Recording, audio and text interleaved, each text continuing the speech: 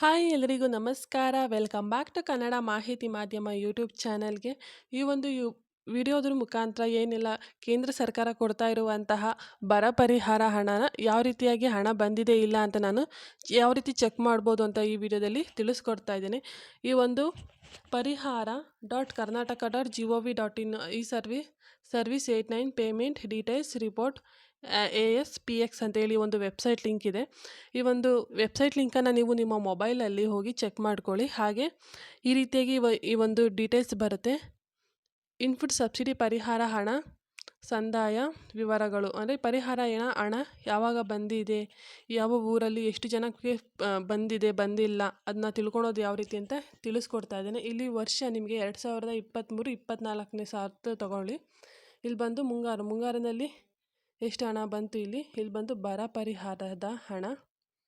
ಹಾಗೆ ಇಲ್ಲಿ ನೀವು ನಿಮ್ಮ ಒಂದು ಜಿಲ್ಲೆನ ಚೆಕ್ ಮಾಡ್ಕೋಬೇಕು. ಹಾಗೆ ಇಲ್ಲಿ ತಾಲೂಕು, ಹೋಬಳಿ, ಹಾಗೆ ಇಲ್ಲಿ ಬಂದು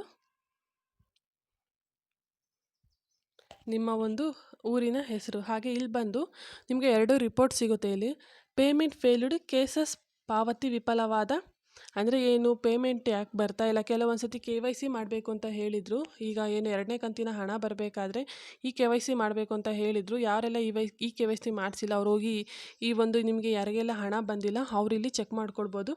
ಹಾಗೆ ಈಗ 2ನೇ ಕಂತಿನ ಹಣನ ಬಿಡುಗಡೆ ಮಾಡ್ತೀವಿ ಅಂತ ಹೇಳಿದರು, ಬರ ಪರಿಹಾರದ ಹಣನ.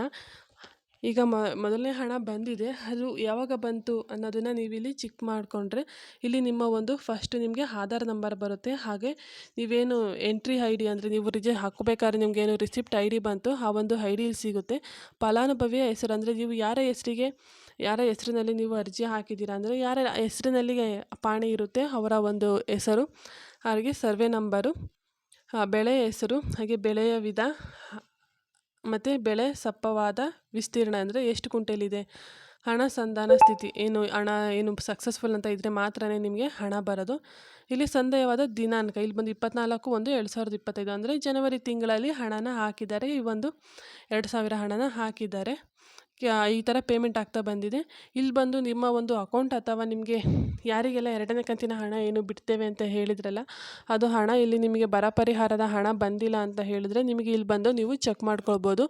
ಏನಾದರೂ ನಿಮಗೆ ಹಣ ನಾವು ಏನು ಅರ್ಜಿ ಹಾಕಿದ್ದೀವಿ, ನಮ್ಗೆ ಯಾವುದೇ ರೀತಿಯ ಹಣ ನಿಮಗೆ ಬಂದಿಲ್ಲ ಅನ್ನೋ ಹಾಗಿದ್ರೆ ನೀವು ನಿಮಗೆ ಮೊದಲು ಬಂದಿರೋ ನೀವು ಇಲ್ಲಿ ಚೆಕ್ ಮಾಡ್ಕೋಬೋದು. ಅಕಸ್ಮಾತ್ ನಿಮಗೆ ಏನಾದ್ರೂ ಅಮೌಂಟ್ ಬಂದಿಲ್ಲ ಅನ್ನೋ ಹಾಗಿದ್ರೆ ಇದ್ರ ಮೇಲೆ ಪೇಮೆಂಟ್ ಅಂತ ಇದೆಯಲ್ಲ, ಇದ್ರ ಮೇಲೆ ನೀವು ಪೇಮೆಂಟ್ ಫೇಲ್ಡ್ ಕೇಸಸ್ ಅಂದರೆ ಪಾವತಿ ವಿಫಲವಾದ ಪ್ರಕರಣಗಳು ಅಂತ ಹೇಳಿ ಅಲ್ಲಿ ನೀವು ಇಲ್ಲಿ ಚೆಕ್ ಮಾಡ್ಕೊಳ್ಳಿ.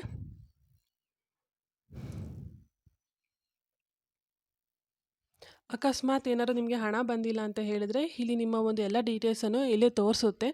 ಇಲ್ಲಿ ಈ ವರ್ಷ ಏನಾಗಿದೆ, ಮೊದಲನೇ ಕಂತಿನ ಹಣ ಎಲ್ಲ ಪಾವತಿ ಆಗಿದೆ, ಯಾವುದೇ ಪೆಂಡಿಂಗ್ ಇಲ್ಲ. ಹಾಗೆ ಯಾವುದೇ ನಿಮಗೆ ಏನು ನಮೂನೆ ಎಂಟ್ರಿ ID ಏನಿರುತ್ತೆ ಆ ಎಂಟ್ರಿ ID ಯಾರೆಲ್ಲ ಹಾಕಿದ್ದೀರಾ ಅವ್ರಿಗೆಲ್ಲ ಹಣ ಬಂದಿದೆ, ಸಬ್ಸಿಡಿಯ ಹಣ ಬಂದಿದೆ. ಇಲ್ಲಿ ಯಾವುದೇ ರೀತಿಯಾದಂತಹ ಈ ಒಂದು ಊರಲ್ಲಿ ಯಾವುದೇ ರೀತಿಯಾದಂತಹ ಹಣನ ನಾವು ಪೆಂಡಿಂಗ್ ಇಟ್ಕೊಂಡಿಲ್ಲ ಅಂತ ಈ ಒಂದು ಈ ಒಂದು ರಿಪೋರ್ಟ್ ತೋರಿಸ್ತಾ ಇದೆ. ಈ ರೀತಿಯಾಗಿ ಬೈ ಚಾನ್ಸ್ ಏನಾದರೂ ನಿಮಗೆ ಇಲ್ಲಿ ನಿಮ್ಮ ಒಂದು ಸರ್ವೆ ನಂಬರು ಹಾಗೆ ನಿಮ್ಮ ಎಂಟ್ರಿ ID ಎಲ್ಲ ಬಂದರೆ ನಿಮಗೆ ಹಣ ಯಾಕೆ ಬಂದಿಲ್ಲ ಅನ್ನೋದು ಒಂದು ರೀಸನ್ ಕೂಡ ನಿಮಗೆ ಇಲ್ಲಿ ತೋರಿಸುತ್ತೆ. ಏನು ಬರುತ್ತೆ, ಇಲ್ಲ ಇನ್ ಪ್ರೋಗ್ರೆಸ್ ಇದೆ, ಏನು ರಿಜೆಕ್ಟ್ ಆಗಿದೆಯಾ ಅನ್ನೋದೆಲ್ಲ ನಿಮಗೆ ಇದು 9ನೇ ಆಪ್ಷನ್ ಆದಂತಹ ಪೇಮೆಂಟ್ ಸ್ಟೇಟಸ್ ಅಂತ ಇದೆಯಲ್ಲ ಅಲ್ಲಿ ನಿಮಗೆ ಗೊತ್ತಾಗುತ್ತೆ.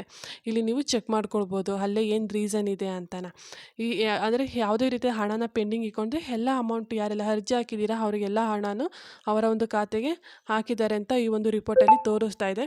ಹಾಗೆ ಯಾರಿಗೆಲ್ಲ ಹಣ ಏನು ಕ್ರೆಡಿಟ್ ಆದಮೇಲೆ ನೀವು ಇಲ್ಲಿ ಚೆಕ್ ಮಾಡ್ಕೋಬೋದು. ಹಾಗೆ ಬೇರೆಯವ್ರಿಗೆಲ್ಲ ಹಣ ಬಂದಿದೆ ನಮಗೆ ಬಂದಿಲ್ಲ ಅನ್ನೋ ಅಂಥವ್ರು ನೀವು ಕೂಡ ಇಲ್ಲಿ ಪೇಮೆಂಟ್ ಫೇಲ್ಡ್ ಕೇಸ್ ಅಂತ ಇದೆಯಲ್ಲ ಅಲ್ಲಿ ಸೆಲೆಕ್ಟ್ ಮಾಡಿಕೊಂಡು ನೀವು ಕೂಡ ಅಲ್ಲಿ ಚೆಕ್ ಮಾಡ್ಕೊಳ್ಬೋದು.